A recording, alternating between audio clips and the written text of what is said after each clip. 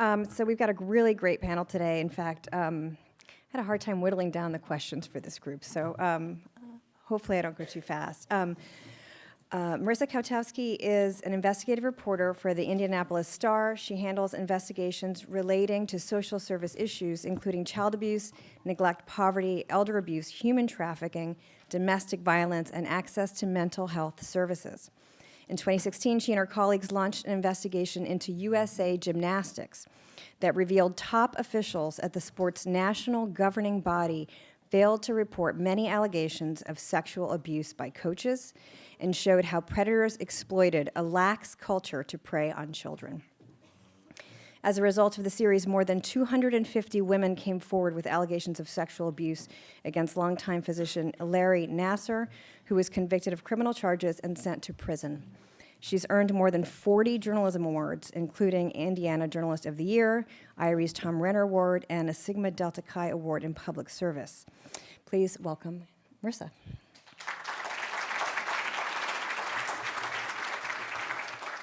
Next to her is Paul Pringle. Paul is a Los Angeles Times reporter who specializes in investigating corruption. He was a member of reporting teams that won Pulitzer Prizes in 2014 and 2011, and in 2009, he was a Pulitzer Prize finalist himself. He won the George Polk Award in 2008. The same year, the Society of Professional Journalists of Greater LA honored him as a distinguished journalism, and in 2012, he shared in Harvard University's Worth Bingham Prize. He's won probably every award, it sounds like. And before joining the LA Times, Paul served as West Coast bureau chief for the Dallas Morning News, and he was Los Angeles bureau chief for Copley News Service, covering the region for the San Diego Union Tribune and other Copley papers. Please welcome Paul.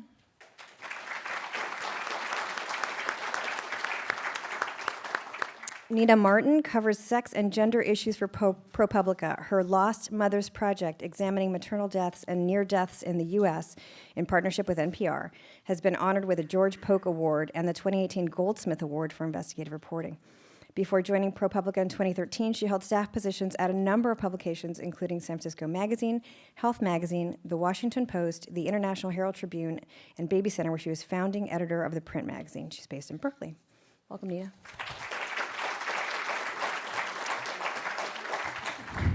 And next to her is Melissa Segura. Melissa is an investigative reporter with BuzzFeed News. Her reporting focuses on the intersection of justice, class, and race. Segura published a landmark investigation in 2017 detailing how a group of predominantly working-class Latina women from Chicago uncovered evidence suggesting a police detective framed at least 51 of their sons, brothers, or husbands. Her series, Broken Justice in Chicago, has led to the exoneration of 7 men who each had spent decades behind bars.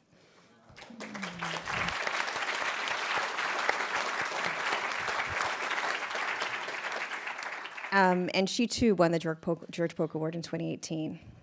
All right, so let's start. Let's go around and start. Let's talk a little bit. Tell me first a little bit about your story and how did it start, and then we'll go into the reporting. So, Marissa. So I had been reporting on failures to report sexual abuse in schools when a source had suggested looking into USA Gymnastics and how they handle sexual abuse allegations. And they pointed me toward a lawsuit in Georgia that they said had depositions with current and former high-ranking USA Gymnastics officials that talked about what their policy was. And so we knew, I flew to Georgia that same day and picked up almost 1,000 pages of records, and we knew from the very beginning that USA Gymnastics had a policy of not reporting all allegations of sexual abuse to authorities, and that in many cases they would dismiss those allegations as hearsay unless they were signed by a victim, a victim's parent, or an eyewitness to the abuse, which, if you know anything about sexual abuse, that's incredibly rare. So from there, my colleagues Mark Alicia, Tim Evans, and I spent the next 4.5 months backgrounding hundreds of coaches and looking at the impact that that policy had on the safety of children in the sport. And as a result of that first part of the series, we received a tip about Dr. Larry Nasser. And he was, for those of you who haven't heard that name, Michigan's, I know, right? Nowadays. Former Michigan State University doctor. He was running for school board at the time. He'd worked for USA Gymnastics for 29 years and had as we know today, more than 250 people have come forward as survivors of sexual abuse against Larry. So those are kind of the two different components of our investigation. So, Marissa, among those the 54 dossiers, right? So USA Gymnastics had 54 dossiers on coaches that they had not reported to authorities. And one of the coaches you mentioned was McCabe, and he was in Georgia. You mentioned in your story that gym after gym had complained to USA Gymnastics about him, and they had failed to report him to authorities. What were those complaints that they had gotten? So I think it's important to note that those 54 coaches' complaint files that they compiled and had filed in their headquarters just covered a 10-year period. So that doesn't count anything that happened before that, anything that happened after that. But specific to William McCabe, there were at least 4 complaints that had been filed with the organization prior to, the last survivors that were affected by him. And some of them said that he was going to have sex with a 15-year-old girl and that he was acting inappropriately. And, if he doesn't get stopped, somebody's going to get raped, using words that were that intense. And USA Gymnastics, by their own admission in depositions, said that they didn't make any calls on it. They didn't do anything further with it. They just put it in a file and put it in a file drawer. This is that hearsay policy you mentioned, because it wasn't straight from a child or a parent. Correct. It was from gym owners and coaches who worked directly with him, but again, we're not eyewitnesses to specific abuse. And you looked into their contention that makes them not required to report. What did you find? So even to this day, USA Gymnastics says that as an organization, it has no duty to report. They've still made that argument in court filings, even where we are today. And for anybody who's ever covered welfare issues, pretty much every single state has a mandatory reporting law. The requirements of that law vary from state to state, but in Indiana, where USA Gymnastics is based as an example, it's a universal mandatory reporting state that requires anyone who has reason to believe a child is being abused or neglected to immediately report it to authorities. And even in the Nasser case, how long did they take to report that one? So initially when we asked USA Gymnastics about Larry Nasser, they told us that they had immediately reported him to authorities. As we know today, it actually was a 5-week delay, and in that 5 weeks, they conducted their own investigation, interviewing people. And then even after they got the results of that investigation that they had done, they waited until the next business day to report it to the FBI. Jesus. Yeah, let's talk about I have so many questions for you. I'm going to have to get you later. Paul has this astonishing story about a pioneering Harvard eye doctor and his secret life. Paul, tell us about that story. In April 2016, we got a tip that the head of the USC Medical School, Carmen Pugliafido, who was sort of a super dean. He brought in, according to him, more than $1 billion to the school at the time he was there. He was a real presence at the university and even in Los Angeles. So this tip said that he was at the scene of an overdose, drug overdose of a young woman at a Pasadena hotel. And that was it. I mean, it was an anonymous tip, and it seemed kind of startling. There was no police report. There was nothing from the school about it, except that 3 weeks after this incident, the school put out a very brief announcement that the dean had decided to step down voluntarily to pursue some better opportunity in the private sector. So I began looking into this. I initially reached out to the school, and I just got brushed off, and I got an email from the dean that basically said the same thing. I didn't mention the overdose yet, but I knew. And that began basically a 15-month stonewalling by USC, the police department in Pasadena where the overdose occurred. It was probably the worst experience along those lines of my career in terms of absolutely no cooperation from anybody. Again, this was a woman she was unconscious, she was rushed to the hospital, and yet the police responded, paramedics responded, but there was no police report. There was a very brief report involving the paramedic call, no names or anything. So I started to, do the typical thing, knock on doors, make phone calls, and just got absolutely nowhere.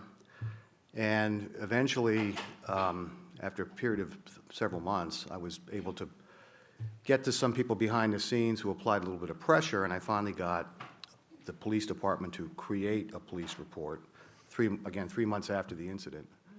And even then, they didn't give it to me for a while. And when I finally got it, it was almost entirely redacted. But they did have the dean's name on there as a witness and a friend of the victim. So I started doing more reporting, along those lines. Of course, the dean would not speak to me. The people involved in the call, the police department, the police chief, the fire chief, the actual officers and paramedics who arrived at the scene, they wouldn't speak. So it was, kind of difficult. Eventually, I did get the city to release. Well, the funny thing is, I filed these records requests under the state Public Records Act law, and initially they told me, well, there's no report because nothing really happened. It was just a medical emergency, and there's the HIPAA law. We can't release anything. And then as I kept filing these public records requests, they kept pushing back, and finally they made the mistake of saying, well, we don't have to give you anything because this is the subject of an investigation. So I said, well, how can you have an investigation and even have a police report? And that's why they sort of panicked and then created this report. And eventually they coughed it up to me. Again, it was very heavily redacted, so we had to go back to door knocking and so forth. In about 5 months after the incident, I put together a story that was based almost entirely on these materials I got from the city eventually, including the 911 call. I did finally get that recording, and the dean was on it. So that, coupled with the fact that his name was on the police report, coupled with very detailed account I got from the tipster, I was able to place him there and point out that, he suddenly disappeared from his deanship 3 weeks later, so what's up? I could not get that story into the paper. That was very frustrating. So my editor and I decided to put more reporters on the story to sort of, go all guns at it. By editors later, I have an interest. Okay, so anyway, we eventually found the young woman who was the woman who overdosed. I had been looking for her for a long time. She's quite young, so she didn't leave much of a public footprint. And I finally got lucky because the dean rented her an apartment, and her name turned up at an address that was linked to him. So I should back up. I only had her first name and a description. So it was difficult to look for somebody with only a first name, and it was a common first name, Sarah. But I finally got lucky. Eventually, her name popped up on Nexus in association with a property that was also linked to him. So we took that, and my colleagues and I just kept searching everything, social media, of course, court records, and we finally found her. And after some weeks of persuasion, I got her and others to cooperate and go on the record and talk about this secret life the dean had, providing them drugs, using drugs with them. There were other young people involved, including her 17-year-old brother. And it turns out he wasn't bashful about this because he allowed himself to be videotaped and photographed using drugs. So I eventually got my hands on those, and now the story, was unkillable, so to speak. Still had some difficulty getting it in, but we eventually got it in, and it caused quite the stink. And it was only then that USC addressed it at all. And in short order, he was under investigation by the medical board. His license has been taken away. The medical board also, it was a criminal investigation, and a report was produced. We're waiting to see what happens with that. And it's led to other stories about how there were complaints about this guy for years, about his drinking, his weird behavior, and nothing was really done about it. I think we made the case that could have triggered a report to the medical board, and it didn't. So, and we're still reporting the story. So. Did you get a sense that this had been going on for a long time? Because he'd been around a lot. He'd been at USC for 10 years. I mentioned he was Harvard trained. He was kind of a big deal. So was he able to, for a very long time, separate those two parts of his life? Or was something going on and he was on that death spiral? some people get? We could prove the drug use went on for about 18 months to 2 years. We suspect it went on longer, but it's only a suspicion. Yeah. The other behavior and, you know, the abuse of alcohol did go on longer. Those complaints went back years before that. Yeah. So there wasn't any indication that it was a sudden breakdown or anything. Yeah. It was a sustained pattern of behavior, and it was fairly elaborate. He was renting hotels all around town and, you know, taking the young woman on trips. He had this Yeah. whole little coterie of people, all about 40 years younger than him. Was it a video or a photo where he pops an ecstasy before going to a fundraiser? That was a, that was a video, Yeah. Yeah. yes.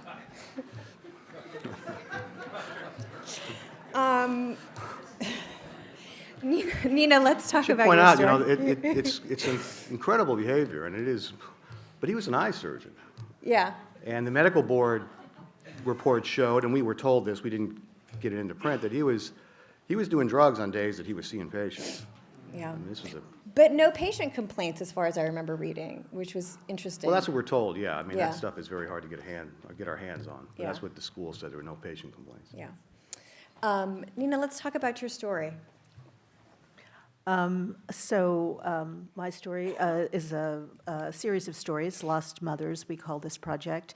It began, in some ways, in the around 2000, when my sister gave birth in Texas and nearly died. And so I was always, you know, that was a huge family trauma and tragedy, and not a tragedy.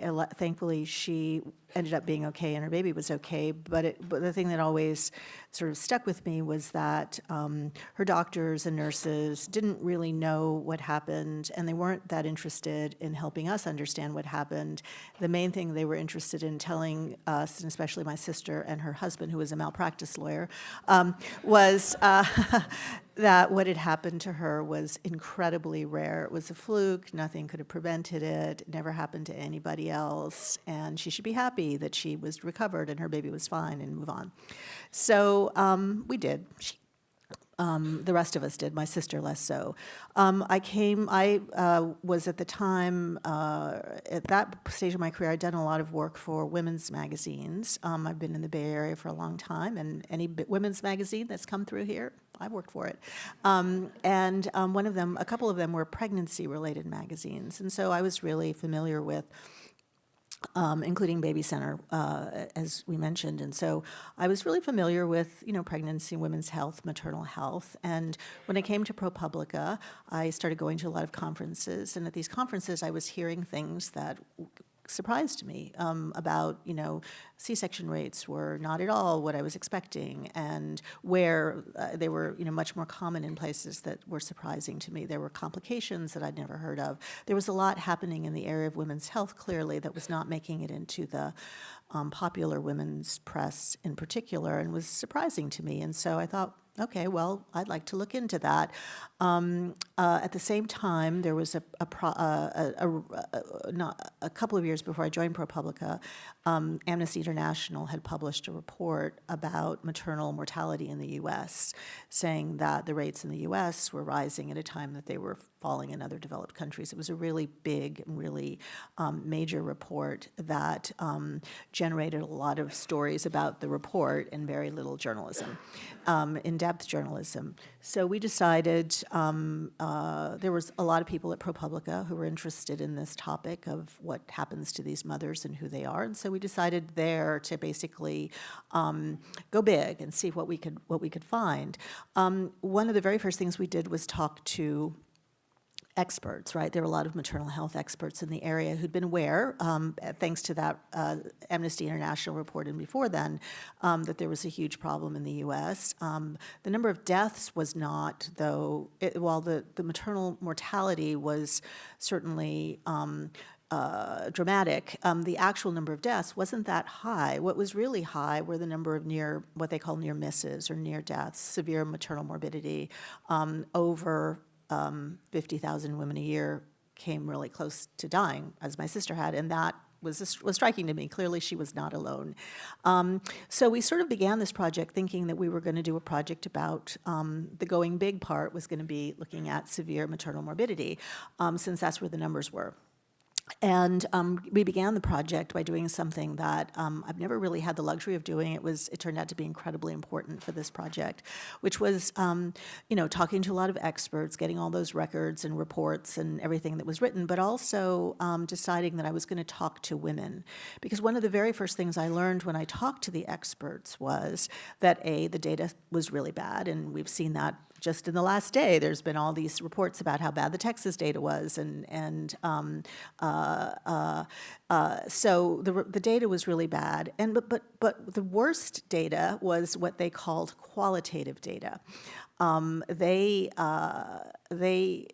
basically we call qualitative data stories. We call that journalism. The data that they had was basically all de-identified. So it was, they would get it from hospital discharge records, or they would get the record, maternal mortality review committees would get records, and they would intentionally strip out all identifying factors. So basically what you were left with, both because of privacy concerns and also explicitly, in the case of maternal mortality review committees, to protect providers. They wanted providers to participate in this process, and they wouldn't participate in the process if they were afraid that the information that was gathered in these reviews was going to be used to sue them. So basically what you were left with was data points. You were left with things like age and weight and the number of C-sections a woman had had, and these kinds of things to sort of try to figure out what had happened to them, what the causes of death were. And there was this absence of qualitative data. As I said, the researchers never talked to women who had nearly died. They never talked to family members of women who had died or who had nearly died. For privacy reasons, again, HIPAA, IRBs, et cetera. So there was this big lack of information. But it seemed to us that, as I said, that's journalism, so that we could do that and we could really add something to the big picture that was very much lacking. And so in fact, when you talk to those women, what you found is that some of that data, some of those stats were wrong, that you'd initially been told that this is a poor woman's problem, and that's not what you found. So what we found when we started talking to women who had nearly died was that exactly that they, doctors were blaming their chronic conditions and their lack of access and their, they were essentially blaming the women themselves. And what we were hearing from the women was, no, I had great access, or, I took really good care of myself. I was blamed. This thing happened because I went to my doctor over and over and over again, and I didn't. They didn't listen to me. They wouldn't believe me. I thought I was going to a great hospital. When I got there, it turned out they didn't have any protocols in place to deal with this emergency. They just got it wrong. And so that's what we also learned that that these, that complications are much more common than people realize, and are much more also significant emotionally, physically, with long-lasting repercussions, aside from the deaths, and with enormous economic consequences as well. But then we started looking for the deaths, because we always thought, well, we're going to do one story about maternal deaths, so let's start looking for them. And we went on, we looked on Google and we looked on Nexus, and we couldn't find very many. And the women that we found, again, did not meet the stereotypes. And that we were finding, the first woman I found was a woman who died in 2016. She was the chief, I think she was the chief spokeswoman for Yellowstone National Park. Another woman had founded a parenting website and had gone to Stanford and Harvard. Another woman was a nurse and who died in the hospital where she gave birth. And so, neonatal nurse, right? Well, actually, I found a number of nurses who died in the hospitals where they worked. That was one of the strange trends. It makes sense, I suppose. If you're a nurse, you're going to go to the hospital where you work to give birth, and I also found doctors who died in the hospitals where they worked. And so basically, it made us, kind of think, okay, well, wait a second, why can't we find them? We realized that one of the issues was that people had, even though researchers and experts talked about maternal mortality as a public health issue, they really treated it as a private catastrophe. There were a lot of private tragedy that served everybody, the system's interests. And so it wasn't reported as a public health issue. And then also, it wasn't even reported in obituaries. But one thing that we noticed in the few stories that we did find was that all of them were mentioned GoFundMes. And so we thought, oh, that's, wow, GoFundMe. It didn't used to exist, but it's really become sort of the repository of everything difficult and painful in this country right now. So I started going through searching GoFundMe, and then also Facebook with some new tools, and eventually decided that we wanted to focus on finding as many deaths as we could in 2015, 2016, and 2017, and then tell the story of women who died in 2016, as well as a couple of major stories that basically anchored the other parts of our project. And so you see behind me the piece that is about the women who died in 2016, which I want to give a shout out to NYU graduate students who were enormously important in helping us fact check this material. And then the other thing that we did was we had a social media call out, which we posted with NPR, and we got the first weekend, 2,000 stories. Women responded, 2,000 people, which blew everybody away. And now we have nearly 5,000. That's great, thanks. Melissa, you'll notice that I separated Melissa and Marissa because that was going to kill me. Melissa is with BuzzFeed, and she did the story called Broken Justice in Chicago about the police detective and the apparently 51 suspect convictions. Talk a little bit about your story and how you got it. Sure. Well, this story that takes place in a predominantly Latino working class community started in the most obvious of places, and that was a very posh football field in San Juan Capistrano.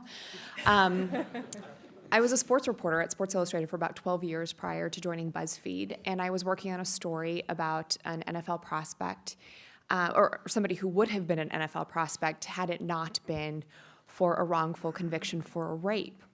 And he was going to try and reclaim his NFL dreams. It's a story coming to movie theaters, I think, later this year.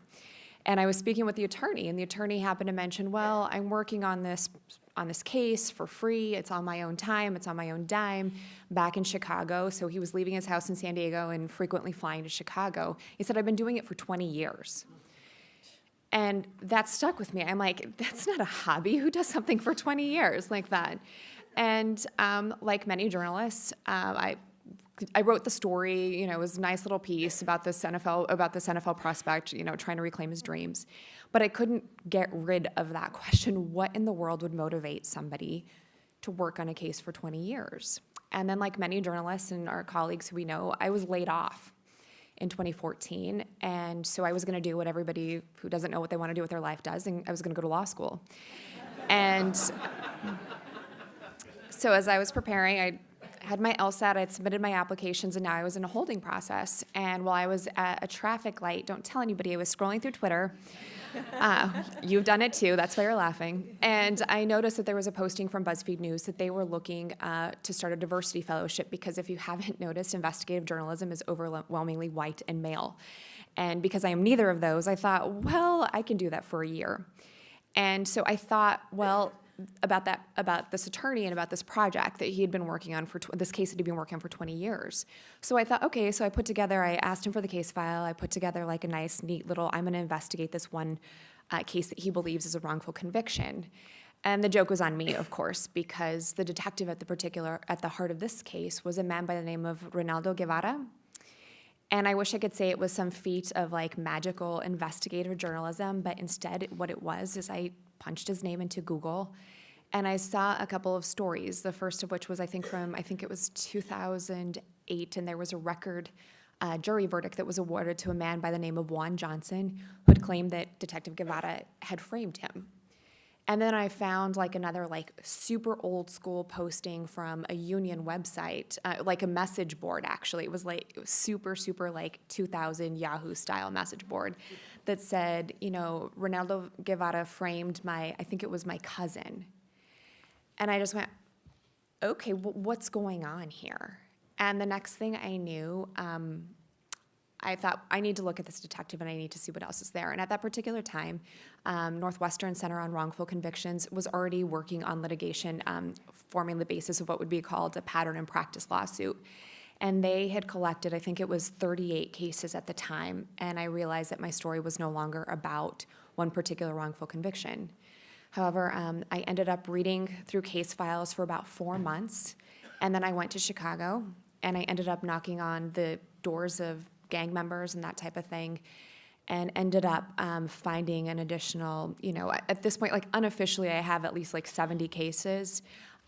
For this particular, like the first story that we ran, we sort of had a pretty strict litmus test that something had to be filed, an affidavit or some sort of formal legal proceeding had to have happened for them to have made the claim, or else I would have had to have interviewed them and be able to corroborate the basics of their claims, that they were some way railroaded. And so I think in our last story, we ended up going officially with 56 cases that we have right now.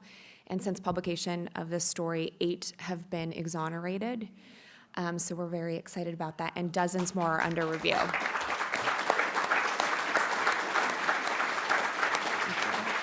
But I think what's most important about this story is, like I said, I wish that I were some great investigative reporter, but the truth of the matter is that when I went to Humboldt Park, I found, I think like on day 3 of reporting, I sat with a woman who had brought together other women within the community and said, hey, we have spreadsheets that we put together on Lotus back in the day.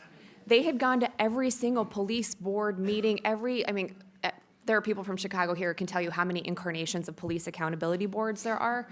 They went to every single one of them. They went to the feds. They went to the police. They did everything that they could. And many of these women were working class. Some of them didn't speak English. These were not sort of well-trained people, but they had figured out this pattern as far back as the 90s. So I feel badly taking credit for being able to sort of synthesize what they had been saying for years. And I think that the biggest takeaway is, and particularly in vulnerable communities, there are people who know things. And it's just up to us to be able to access these communities. And I think me as a Latina, these were women like my grandmother, like my aunt, and I was able to tap into those stories.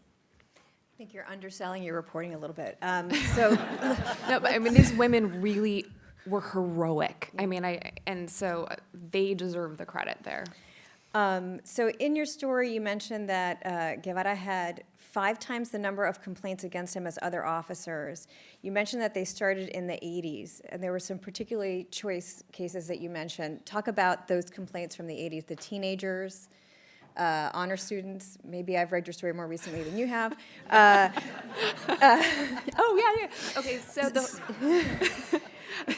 and he rushes in and pulls their hair sisters. And breaks one of their arms. Right. One of the most fascinating stories, and I don't know what I'm going to do with it quite yet, but there was a case involving this incredible diving prospect. He actually had Olympic aspirations. He was a Mexican kid. He'd come to the U.S., and anybody who knows anything about diving knows that it's a super white and elite sport. But here was this Mexican kid who'd come here when he was 6 years old, and he was just crushing it. And so he had all sorts of dreams and aspirations, and the next thing he knows, he is allegedly framed for a murder by Detective Guevara and was sentenced to death. A number of these cases, these men were sentenced to death or facing the death penalty. So anyway, but this was like your ideal family. This was like the American dream. The mother, I think, worked as a janitor in a hospital. The father was a mechanic, and they were doing everything that they could. And each of these kids, were preternaturally talented in various ways, but they were all academically successful, so much so that they had all been admitted to Whitney Young High School. It was a magnet high school, I think, where Michelle Obama had attended. They were classmates with Michelle Obama at that particular time. And these were just like girls. I think it was 14, and I think there were 3 sisters in this particular family, all honor students. The oldest one, I think, was attending Loyola Chicago at the time, and the other 2 were honor students at Whitney Young. And Detective Guevara, according to the complaints and according to the lawsuits, barges in with his. The other important thing I think is important in this story is that he doesn't barge in alone. He's got 4 or 5 other officers who were there with him who witnessed this and also partake. He grabs the young girls who were downstairs in the basement. He barges into the basement where the particular defendant lived at this time. He barges in where there's also a washing machine. He takes them, he pulls their hair. He ends up calling her, one of the youngest girl, who was 14 at the time, torquing her arm behind her back in such a way that he breaks her arm, allegedly, according to the complaints, and pulls their hair, calls them wetbacks. I mean, launches all sorts of, racial slurs at them. And these girls end up in the hospital with medical records that corroborate their claims. I mean, and this is just one of the many instances. I mean, he's accused of pulling another woman off of a bus, a black woman, who was just riding the bus on her way to work and throwing her on the hood of a car, banging her head into the car, and is accused of calling her, I think a stupid nigger bitch, all sorts of wonderful language that I'm sure is appropriate for school kids. There was at some point there's an investigation, if I get this right, by prosecutors, and they looked into some of the cases and they found that 4 of the convicted men were likely innocent, and they refused to act on that report initially. Did I get that right? So what happened was, I think that this was really a risk assessment in my estimation. The city of Chicago, I want to say around 2013, hires a white shoe law firm in downtown Chicago to say, hey, can you look at these cases? They, of course, will not make any of the documents public at this particular time, but through just a little bit of digging, I was able to find that they had allegedly examined 70 cases. However, when I went and talked to the people who were at the center of who were the subject of those particular cases, the majority of them had never been contacted. The billable hours reflect that they might have perused through a transcript, maybe. So it was what some would call a whitewash, and they looked at a number of the cases. In those particular 4 cases that they found that the people were most likely innocent, those cases were already pretty far along the line in terms of litigation. They were already in post-conviction hearings. They were already before judges. And so I think that those cases were just sort of like low-hanging fruit. The prosecutor, there's also been a changeover in the middle of this, and I think that accounts for part of the success of, or part of the exonerations, is that there was a change in administrations in the prosecutor's office. Anita Alvarez, who previously, anybody who's followed the Laquan McDonald's shooting, in the aftermath of that, thanks to Jamie Calvin's reporting and some of the Invisible Institute, those guys are here today, who had released the videotape, and Anita Alvarez, failing to act on that. She lost that election, and or someone who purports to be a reform candidate, Kim Foxx, had come into office. And so there was a little bit of a changeover, and in that change of administration, we have seen some of these cases. I think actually now all 4 of the men who were found likely to be innocent are actually now exonerated, but it wasn't an immediate thing. It wasn't that they got the report and said, oh, look, these guys are innocent, we should fix this. It was a process, and in many cases they had to be, taken to the mat legally to make that happen. Okay, so let's talk a little bit about reporting and interviewing tactics, and let's stick with you for a minute, Melissa. You mentioned these women. So it was these group of women, and as I read it, they had formed a support group. Mm-hmm. These were aunts and loved ones of men who had been wrongfully convicted by the same cop. How did that support group form? Sure. Well, what happens is that a lot of these women, I mean, Humboldt Park, and I think that this is true of a lot of big cities, right? You have your little neighborhoods, and there are small communities, really. And it happened that one of the women worked in a cafeteria at a school, and, she had sort of suffered with this shame, right? It's not like you go around announcing, hey, my son's in prison for murder. So she had just quietly gone about her life for a number of years. And then the next thing she knew, that there was another woman by the name of Francisca Rodriguez who walked in, and she was a teacher's aide at the same school. And they had talked, in the past, sort of, casual conversation, that kind of thing. But on one particular day, Francisca walked in, and she was particularly upset. And she said, Nedia, I'm struggling today. My son has been wrongfully convicted of a murder. And it was, of course, very distressing to her. And they just start talking, and then she said, well, the worst part is that he didn't even do it, and there was a detective by the name of Guevara who happens to have framed my son. Nedia, drops her serving spoon, and she also drops her shame with it at that particular point and says, wait, what was the detective's name? Guevara.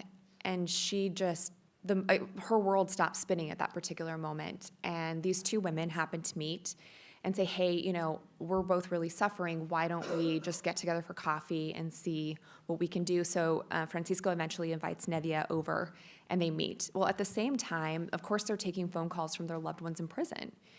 And on that same cell block is another man by the name of Roberto Almodovar.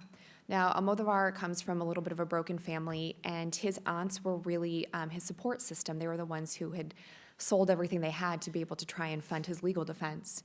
And they just happened to be talking on the same cell block, and they said, hey, aren't you a Guevara case as well?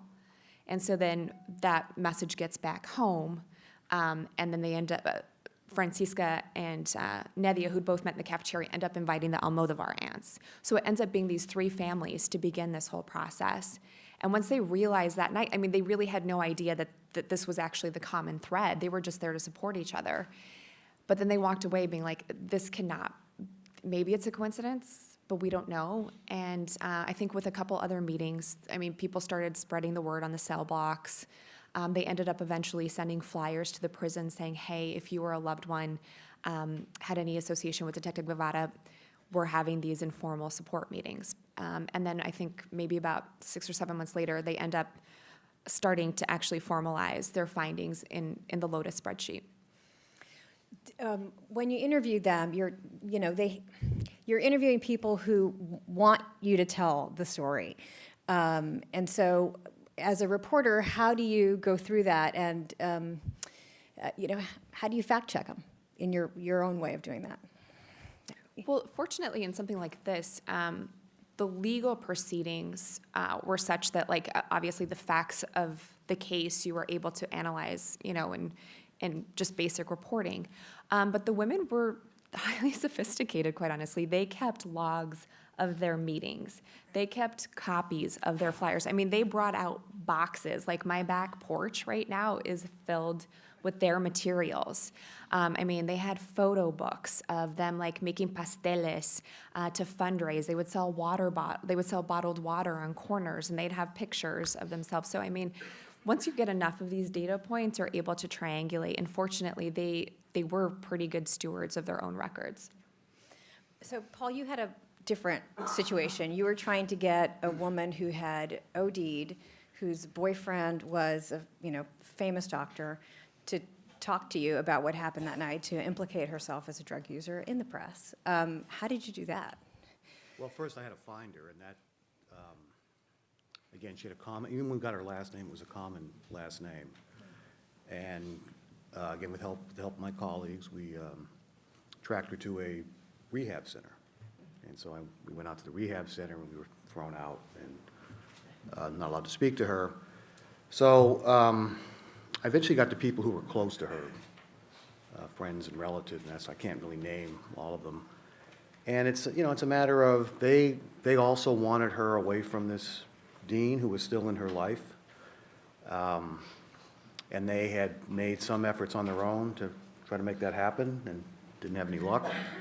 So it was a matter of persuading them to persuade her to speak to me and to basically do the right thing. And in my career, I found that, people will do the right thing. But first you have to sort of gain their trust. You have to invest them in the story, that it's their story. You're not going to betray them in any way. They're not going to be surprised by how you use the material, especially in this case because you're right, she was implicating herself in criminal activity, and she had enough problems as it was. So it's just a matter of just establishing a relationship of trust with people close to her, and then eventually with her.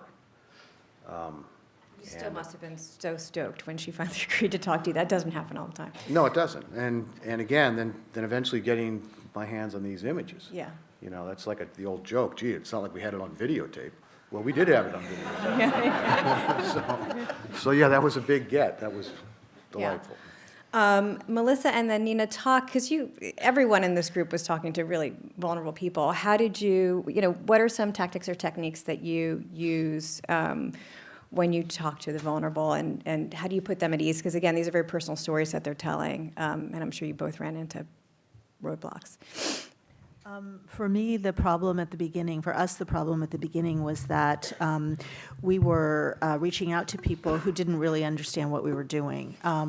We were finding them on GoFundMe, we were finding them on Facebook, and after, a lot of this was happening right after the last election, and suddenly sort of stalking people on Facebook and reaching out of them, out of the blue was not really, it didn't necessarily create trust.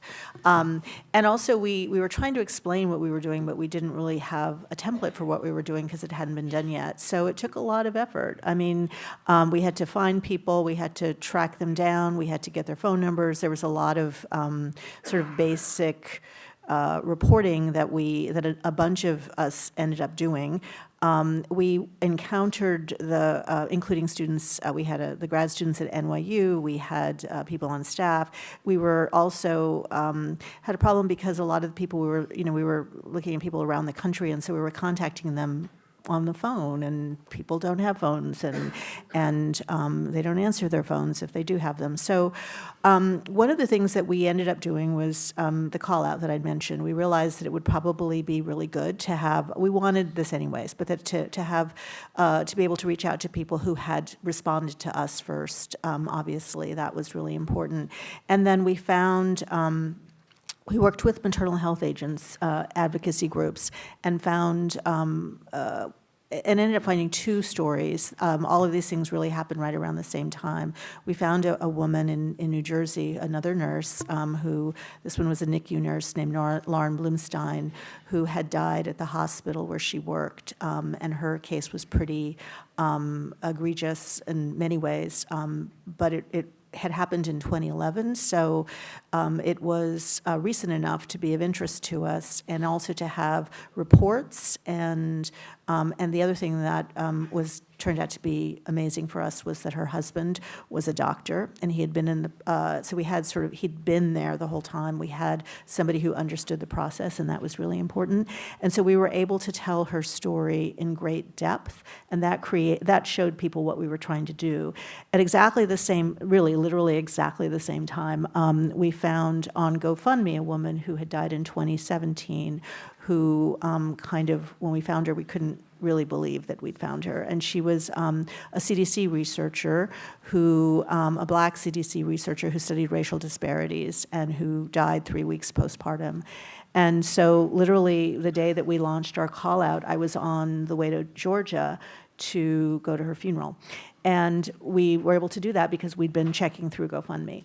Her story was not reported locally. It wasn't reported except on GoFundMe and Facebook. And, we showed up, and that was a process of reporting that took 10 months to be able to tell that story because it was so fresh, and I the imagine records it was hard weren't for available. them. I mean, if they're at the funeral, that's such a tough time. Well, what we did basically at the funeral was just go. All I did was I took very surreptitious notes, but I didn't tape record anything. I didn't go as a reporter. We contacted the family ahead of time and said we would like to show our, pay our respects, and we feel like this might be an important story to tell because she was a researcher who studied racial disparities. Right. And so that was really important for to kind of get at the really important racial disparities involving maternal mortality and severe morbidity. Obviously, greatly disproportionately affect Black women, but it was hard to find those women and to get them to talk to us. And so having a researcher, the family and her friends, including her colleagues at the CDC, understood what we were trying to do. It still took 10 months to kind of tell that story and to kind of get through the emotion of it. You would talk to her for a half an hour, and then it would just be too much, and then you'd have to come back and come back and come back. So the way that we connected with survivors evolved during the reporting process. When we were backgrounding coaches before the first piece in the investigation came out, we were specifically looking for coaches who had a pattern of predatory behavior. So we wanted to find coaches that either had been accused multiple times of misconduct or who had moved from gym to gym, where it looked like USA Gymnastics may have known about allegations against them. And so we reached out specifically to survivors in those cases that we identified. And generally, early on in the process, we tried to work through an intermediary. So maybe it was a prosecutor of the criminal case or the detective who handled the case, or an attorney if there had been some sort of a lawsuit. Later in the reporting process, after that first piece in the investigation, we had survivors coming to us. But regardless of how we connected with them initially, we always approached it the same way. Before we ask a single question, we are explaining exactly what we're working on, how their story fits into the broader piece that we're working on, why we want to talk to them, the level of detail that we would like from them. And then we always ask them if there are any questions that they have for us to alleviate any concerns that they may have that we're not aware of. Then we do the interview, and the conversation with the survivors doesn't end with that interview either. So we continue to keep in touch with them after completing the interview, letting them know when they might expect publication, when they might expect something to come out, and then circling back one more time to talk to them about language. And we wanted to make sure that they were comfortable with the level of detail that we were using, because in our investigation, it was really, really important to be explicit with our language. We wanted the public to understand what was going on, that this wasn't the slip of a hand during a spotting maneuver or something like that, that it was deliberate acts. And so we used very, very explicit language in our investigation. And so we would circle back with survivors and say, are you sure you're comfortable with this? And every single time they said yes.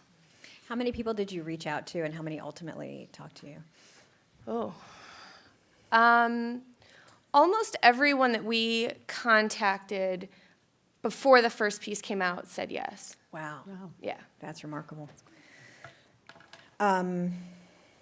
So before we move on to the next thing, I have another question for you.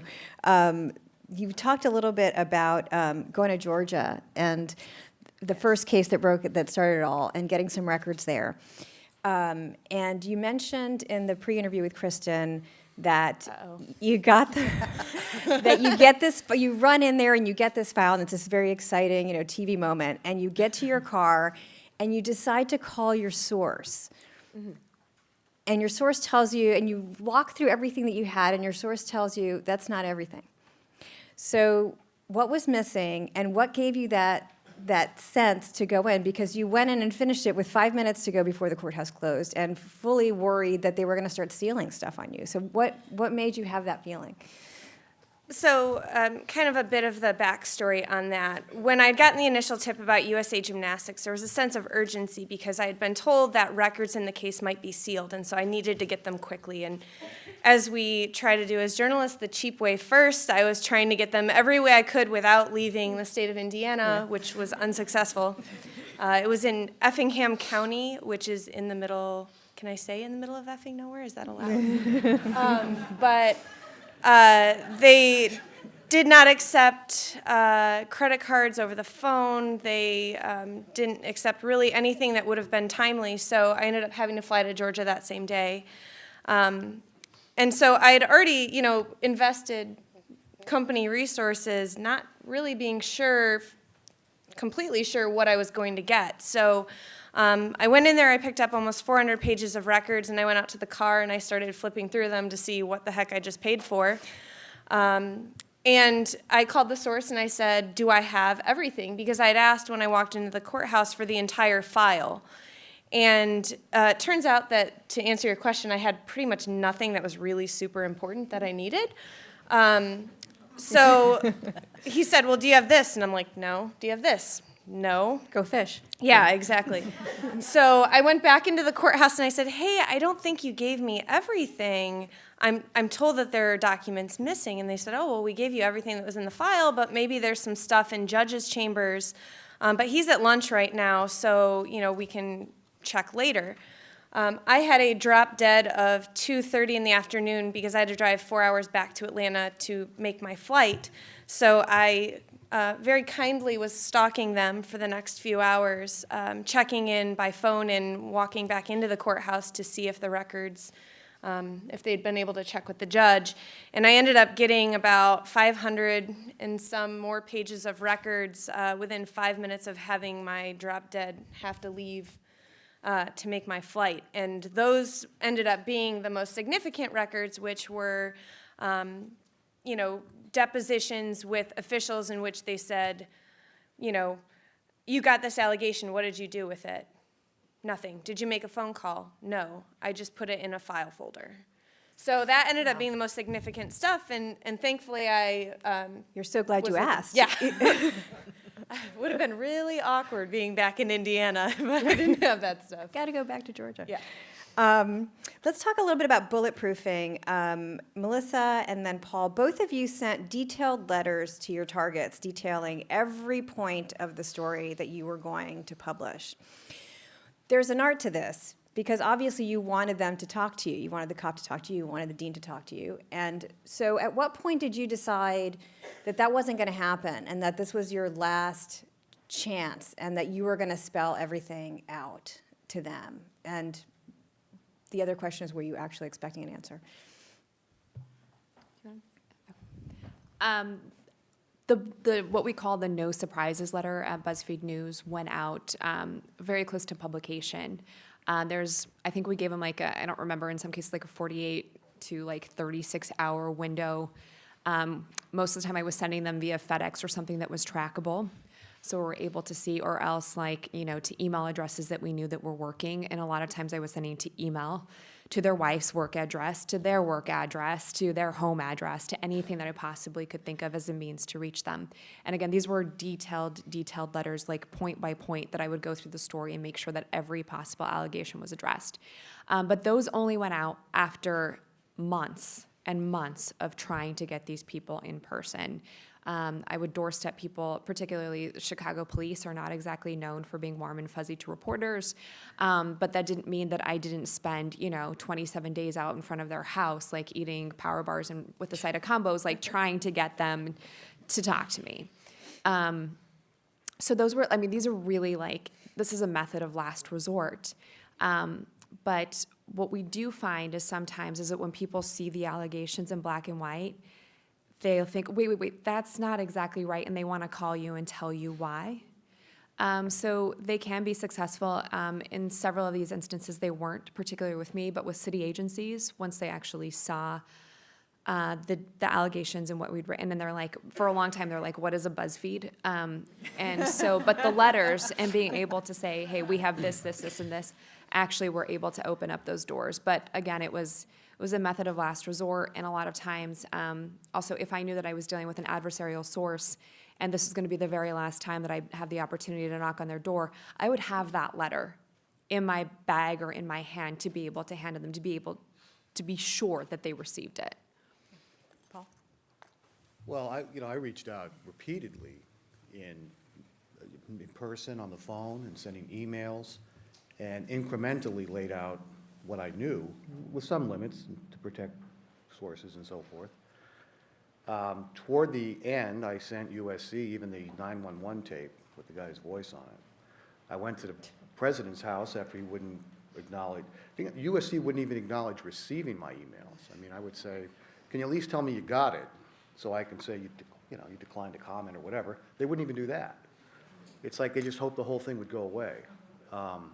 The dean, I got him on the phone a couple of times and front-loaded the question, the first question with all the major facts in the story before he could hang up on me, and he did hang up on me. I went to the house of the president of USC, and I left him a sealed envelope with a note inside it with his wife to deliver to him because he wasn't home. They returned that unopened the next day by courier to the paper with a complaining letter about me.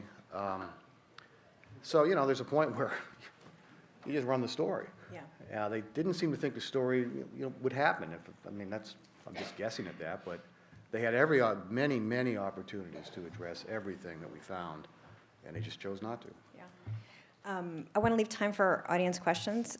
So let's. I want to ask you about one more thing before we move on, because I want to give them a chance, and it's about editing, and how your editor was helpful or a hindrance in this story. It's on tape. So let's do a lightning round on that. Let's start with you, Marissa. Let's go across and think of your questions while we're doing this. So I have great editors. But I will Are they say in the room? they are not. So I'm saying that completely legitimately. But I will say for the first story, so our investigation not only ran in the Indianapolis Star, which is owned by Gannett, but in Gannett papers all over the country. And so because of that, there was a higher level of scrutiny on the investigation all the way up through corporate, which is not typical of an investigation that we would do. So the first article in the series had 13 editors on it. Journalists in the room know exactly what I mean by that. Yeah. And so the investigation,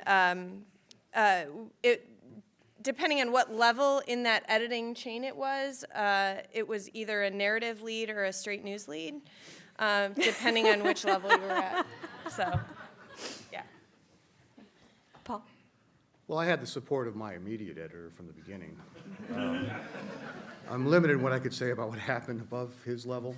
Yeah. But we had a lot of trouble getting, I didn't get the initial story in. Yeah. And then the second story, which was much bigger and more detailed, that was delayed much longer than I and my colleagues, the other reporters, felt should have been. And we did, I've formally complained about that. And, What happened? well, the story ran, and there was an there was an HR investigation, and then there was later a reorganization of the masthead. Nina?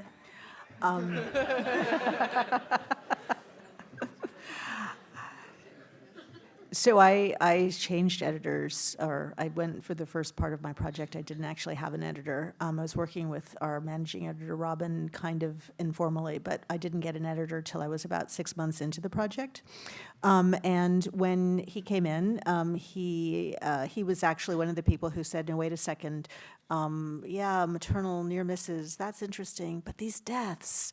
And so I think that, it was a huge part of kind of pushing me to sort of think about, in some ways, to simplifying the project and also expanding it by thinking about refocusing to sort of on death as opposed to the near misses.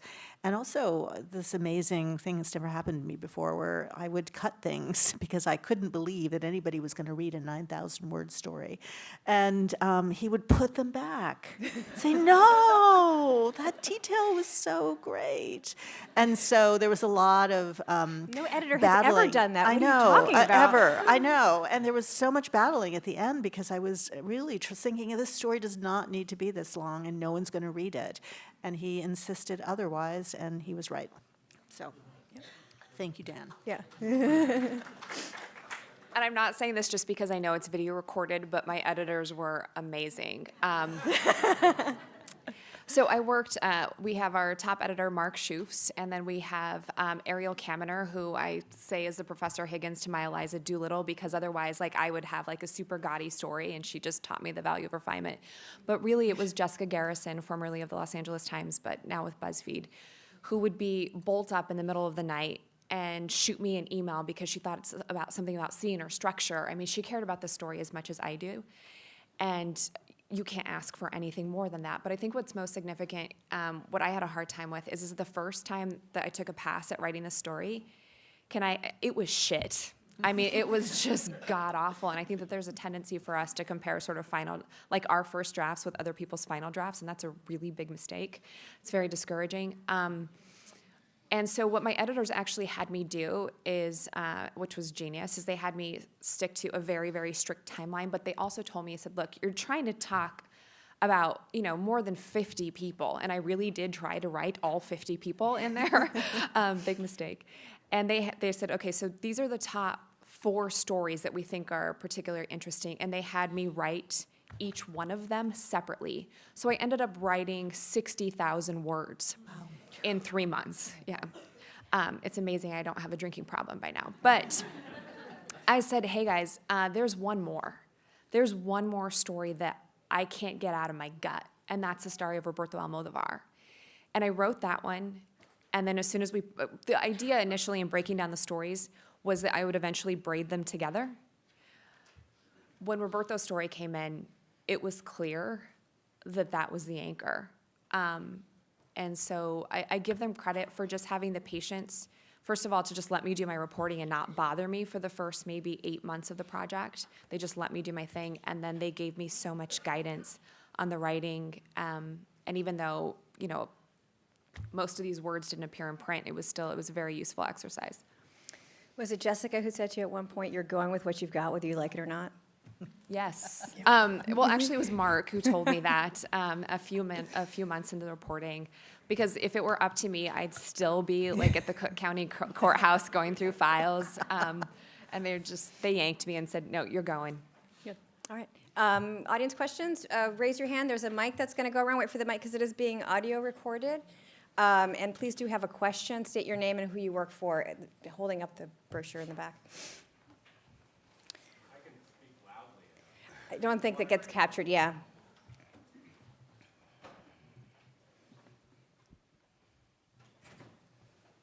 Hi there. You hear me?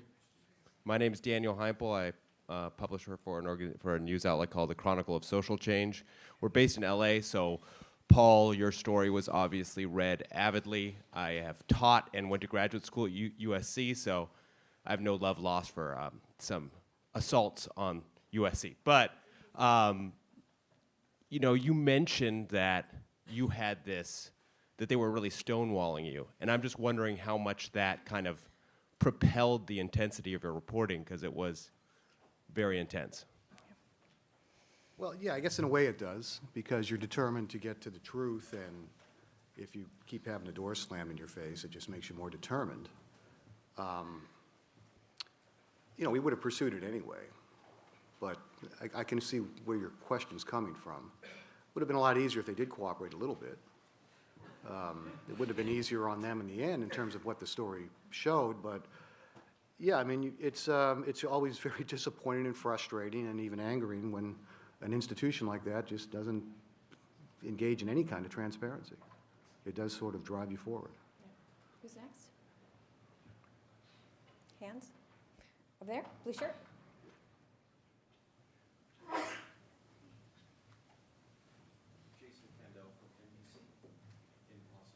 Melissa, great work. I just had a question. Whatever happened to the detective?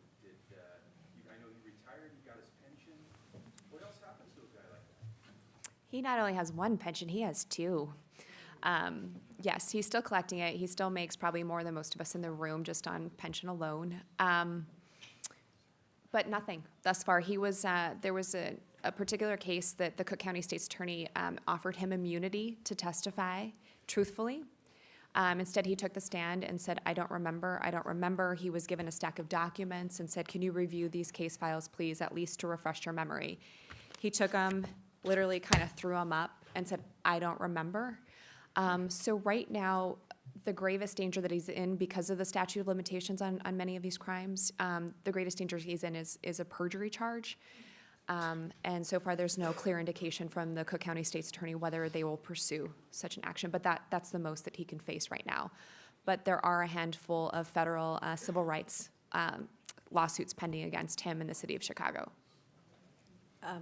Other questions? Yeah, Julie.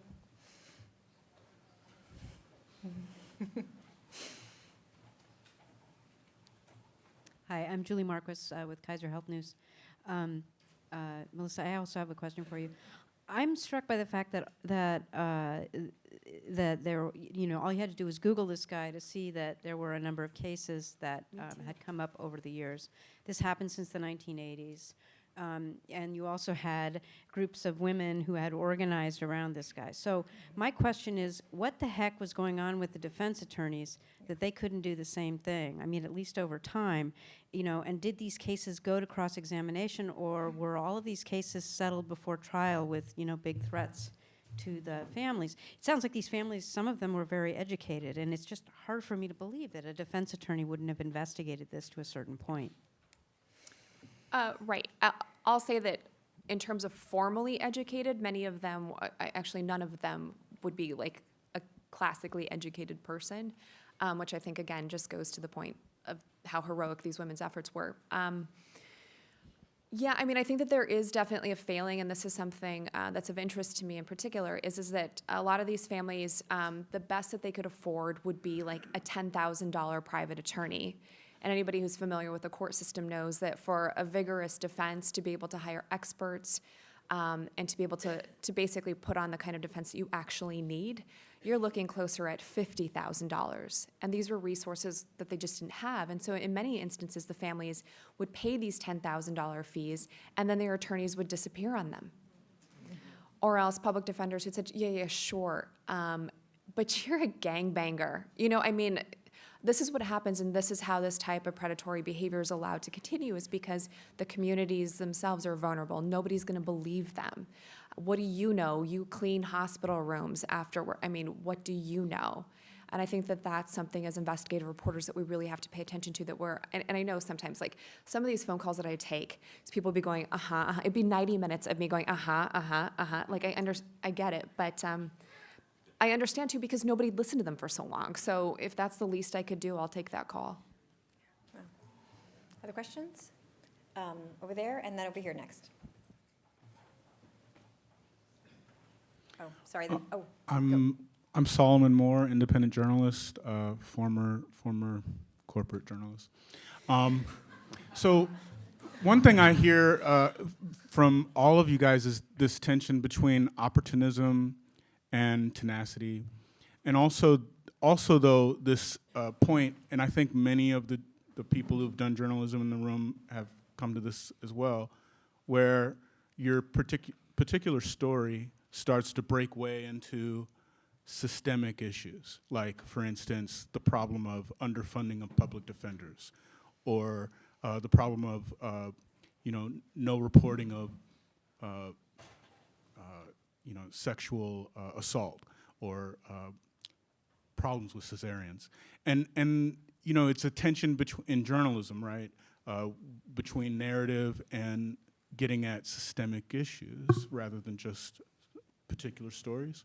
I'd just like to know how you guys dealt with that particular issue around scoping. Was it all opportunism? Was it also resourcing, or what? How did you decide what to go after?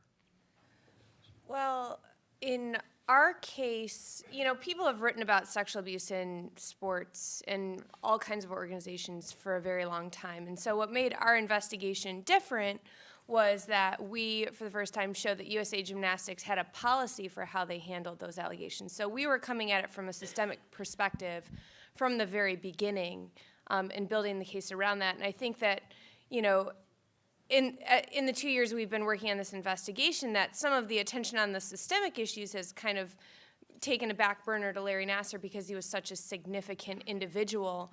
But we've always been focused on the systemic part of it. Larry Nasser, through testimony, through his own guilty pleas, has been showed to be a sexual predator, but he's just one part of a broader system, and we're continuing to look at that system. In our case, we started the project knowing that it was going to be a big systemic project. Look at a big systemic problem, and we spent the first part of the project really trying to understand the systemic issues. And so I talked to a lot of women, I talked to a lot of people, but and one of the things that was great was that I didn't have to write a story right away. I could gather really great stories, but not do that thing that sometimes you have to do when you're on deadline, and you have to, like, okay, I found the great story, now I'm going to go off and report it, and it kind of takes off that way. We could report the systemic part, and then when we found the truly great stories, we knew we had them. Well, in our case, obviously the story of a druggy medical school dean in and of itself is pretty engaging. So we tried as much as we could to make it about the institution and how this could happen and what was done about it or not done about it. And that was also the majority of our follow-up reporting, and we're continuing to report in that area. So yeah, when you have a bad apple like this, the more important question is how did it happen and what was done about it? For me, I felt like it was really important because, again, many of the subjects of the frame-ups were people who had histories. They had backstory. Some of them have really long rap sheets. So how do you I kept thinking, how do I get a white guy in Iowa to care about this? And the answer is always story. I mean, I do believe like what Mr. Rogers said, like if you know somebody's story, you can't like dislike them. I'm totally messing up his quote, but that's like the essence of it. And I think that that's true. And for me, it's just the way that I report. Like I report in scene and story. And so for me, it was really important that a couple of things. That Roberto's story I specifically chose because it was what we called a clean hit.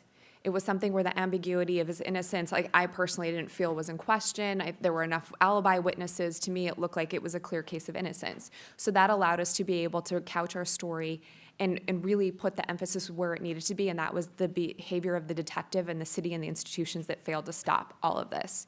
So there was a lot of narrative, and then we would couch like through his story, through the story of his aunts who fought for his release for so many decades. We would use them as the vehicles to say, hey, they went to the feds. Hey, they went to the police board meetings. So it was really trying to keep it within the context of the story because I thought that would really that was what was going to make the impact. Not like if I had done like a straight story, hey, here's the story of this detective who framed 51 people. People had heard that before, especially in Chicago. So how was I going to make this hit them in the gut? And that was through story. Yeah, third row.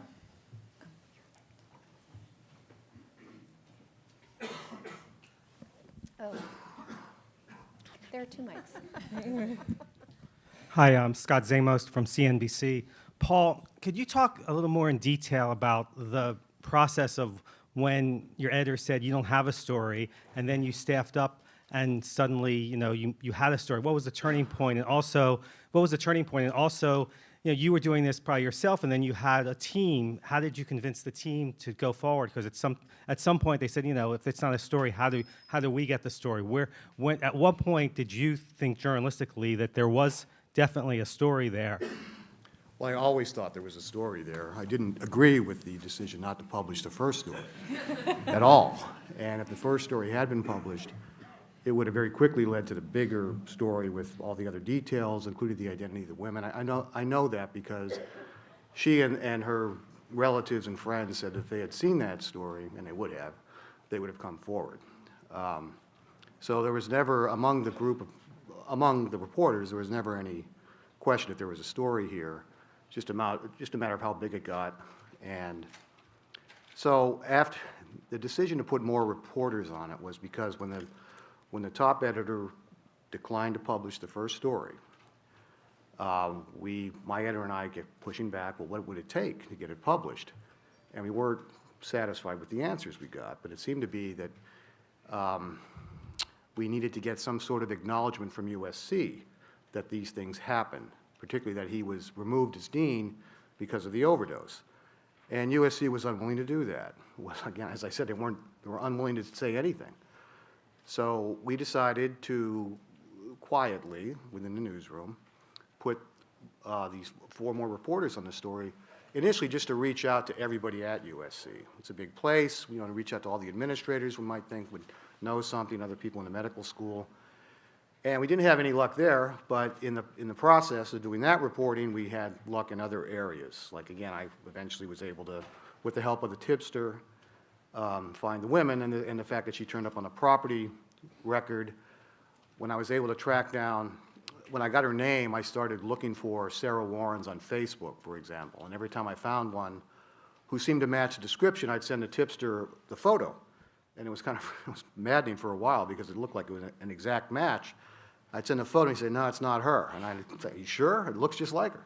That kind of thing. And eventually I found the right one. He said, bingo, that's her. So then now we have the woman, and we can go to her and others in her group. One of my colleagues, reporters we brought on to the story,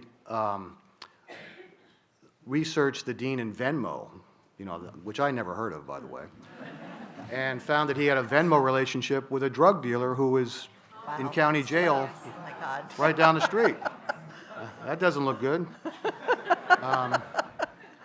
We found also that, we found other things on prostitution websites that turned out to be very useful. Instagram also was. Instagram, yeah. So things just kind of, snowballed. But there's never any question there wasn't a story there. I think the first story I filed, I always believe, should have been published. It wasn't, and because of how we responded to that, the reporters and my editor at the time and his immediate supervisor just went all out at the story, regardless that it ended up being published in a bigger way. More questions? Here? Hi, I'm Tom Jennings with the Logan Nonfiction Program. I'm really curious about, and these are all great questions, by the way, from the audience. I'm really curious about an after effect with, for lack of a better term, the victims of the stories, your relationships with them, because all of these are very intense relationships, including Sarah Lawrence and all the ones in these other big, broad investigations. So what's the impact for you going forward with that type of relationship? Well, in my case, I maintained a relationship with her and the people around her. It became difficult because of the delay in publishing the story. They eventually tired of that and were worried that the story wouldn't be published. And they've got a lawyer, finally, Mark Garagos, who some of you might know, which was a complication. And they, they basically went after USC and they more or less dropped from sight. They're not engaging anymore. We're assuming because there was some sort of arrangement with the school. For me, I've maintained pretty close and consistent contact with the family members of the two women who were the main pieces that I wrote about. One was Larry Bloomstein, who was Lauren Bloomstein's husband, and also with Wanda Irving, who was Shalon Irving's mother, the CDC researcher. And those are different relationships and really interesting. And I think that for Larry, he had been holding this story for 6 years, or 5 years at that point, and he was really very generous in telling it, but he was ready to tell it. And he had, one of the things that happens with these cases, these sort of tragedies, is that there's this explosion of trauma, and then people want you to get over it. And so there's not really an opportunity often to talk about these things in the way that you would think. And so Larry, by going public, it was really gratifying for him because there was a huge reaction to it, and a lot of it sort of systemic change within the medical community that really began with that first story. And also, but for him, his own community didn't know that story. And so for the first time, he had been holding that like close to him for all that time. And for the first time, people knew what had happened to his family. And that was really powerful for him. For Wanda Irving, it's different because she was recovering from the death of her beloved last child. She lost 3 children, because suddenly a grandmother to a baby that she adored, but who she never expected to be the mother again at the age of 65. And in her case, one of the things that she was incredibly generous in letting us into Shalon's life, showing us her diaries, her letters, her medical records, and wanting us to know who her daughter was and trusting us to tell the story of a Black woman, a Black single mother in America. And the depth that we did was really actually a very profoundly an amazing thing that we were honored to be able to do, and I've sort of thought about it that way, and so I tried to treat her with that way. But I also told her, as the piece came out, this is going to be really, really, really hard for you. You have no idea how, and it has been overwhelming for her, and so that's been the thing for her, is to kind of let her be, to understand that sometimes positive responses are incredibly overwhelming in these circumstances, and to try to help her through that. For our team, we continue to keep in touch with all of the survivors that we interviewed. Many of them have become advocates, and actually they call themselves the sister survivors in Army. And so they've been advocating for, they pushed for the federal legislation that was proposed in the wake of the first piece in our investigation, which has since been signed into law. And they also have been advocating for changes to laws in Michigan and Georgia as well. And so we've continued to keep in touch with them, both, with the advocacy work that they're doing. And also personally, there have been multiple babies born from the survivors since we started investigation, so it's been neat to kind of keep in touch with them. For us, I view that this is still an ongoing story. I mean, this is still unfurling in real time.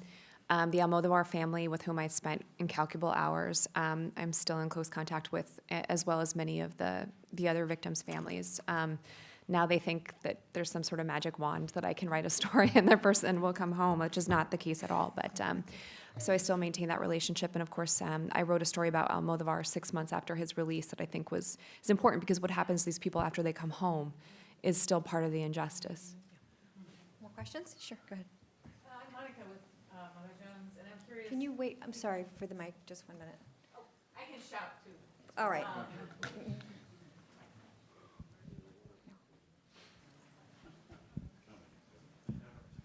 We can all hear you, but they are recording it, that's all. This better be really articulate because I had so long to think about it. I'm Monica with Mother Jones, and I just wanted to pick up on that point, which is that when you run an investigation like that, there are all these expectations that come after it runs when all these other people come to you and say, me too.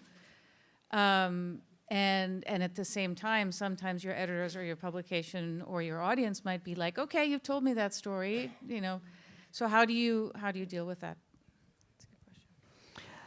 For me, the stories that sort of the first year of this project was really about sort of setting a stage in a lot of ways. And so I feel like we sort of launched the project with this big picture national look. And I think a lot of this real change that's going to happen as a result of this kind of reporting into maternal health, so more broadly than just maternal mortality, is at a local level and really sometimes even just at the hospital level. And so we have a lot of stories that we're willing to share with people if you want to do this stuff in your community. And we've been talking to people about kind of looking at specific communities. All right, last question. Lucky me. Patience pays. I'm Julie Johnson. I'm a reporter for the Press Democrat newspaper in Santa Rosa, California. I cover marijuana and public safety. And this is a question for Melissa or any of you. Were there breadcrumbs or red flags you found in the investigation, the policing, the court files that show a pattern of strategy in how he falsified information or framed people? There wasn't necessarily a pattern that showed the relationship between cases, but there definitely ended up being sort of 3 distinct methodologies that he'd use, that with a lot of times the witnesses in these cases were very young. And as we know through the science, like eyewitness identification, particularly for young people, is suspect to pressure and to leading. So we'd see a lot of witness tampering. We'd see a lot of beatings, and we'd see a lot of times like people just like strong-armed into making false identifications, and sometimes knowingly, and sometimes just through the power of suggestion. Like I have this one case, for example, I just actually got the FOIA back on it, where I asked for a lineup. And I don't know that these people were pressured in any way, but the photo lineup, the suspect is actually, or the person who's actually convicted is a dark-skinned black man. There are white people in his lineup. I mean, that's how sort of brazen this was. And after you read enough case files, you just immediately start to say, I recognize this, I know this. But most importantly, when I first read a case file, I actually try to find the person guilty, because I feel like that's the best strategy for me to actually know that they're innocent. Do you want to try that one as well, Marissa? I'm sorry, the question was breadcrumbs that we found through court records. So obviously we knew what USA Gymnastics policy was, so it was detailed in depositions.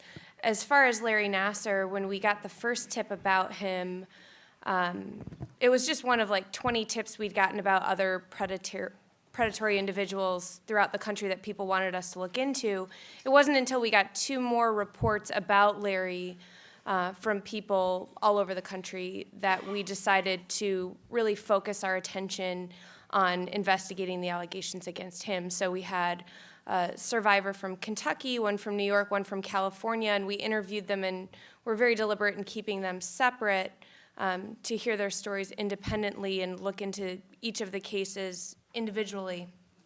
And what we found was that they had almost the exact same story, the same sort of movement that he used, the same way that he was alone with them. He would give them gifts. He would groom not only his environment, but the survivors themselves. And so for us, it was, following not only the trail of documentation that we had through records from all over the country, but also through what the survivors had to say about their experiences. I think John has one last question that he wants to ask. I was just going to say, I just had one question for Nina. I'll take the prerogative of the podium, which is, my understanding is your project actually involved a collaboration with NPR. Yes. And I wonder if you could talk about the benefits of that collaboration, because they're a much more publicly known organization than your own in terms of a call out and those, and then also what you learned from it. And then that'll be the final question, and and I'll explain what next steps. Thank you for asking that question, in fact. So having NPR as a partner was really, really important to the success of this project. NPR has a much bigger female audience than ProPublica does, and so when we launched the project with the call out, formally publicly launched the project, we got responses on NPR, but on ProPublica, but I think the vast majority of those initial stories that came in through the call out came from, I think NPR only posted it once, and then maybe they put it on their Facebook page, and we got 2,000 responses at that point. The other thing I think that was really important, there was a number of things. One was that as I was first doing my reporting, the background reporting for this project, I was really struck by the voices of the women that were telling the stories. And one of the things that Melissa and I have talked about before, and I think it's also true for Marissa's piece, is that, a lot of this has been the year of listening to women in journalism. And that turned out to be, we didn't realize it at the time, but that turned out to be profoundly important for our project too. In some ways, our project has a little bit of a Me Too element of it, but hearing the voices it's impossible for me as a writer to translate those voices onto. We don't even have a page onto a website, and so what NPR could do was to just take those real voices and the real emotion and distill it into something that was profoundly moving. And it was so interesting that we would, because my stories were really long, and I didn't really expect people to read them, and I think a lot of researchers didn't read them. So I would hear from but then I would hear from the researchers, and they would say, "Oh my gosh, I have been doing this work for 30 years, and I've never actually heard the story of a woman." And I sat in my driveway. I had one of those driveway moments. So that sort of synergy, working with Renee, also Renee Montaigne, is fantastic and also very well known, and that was helpful too. Thank you. Thanks.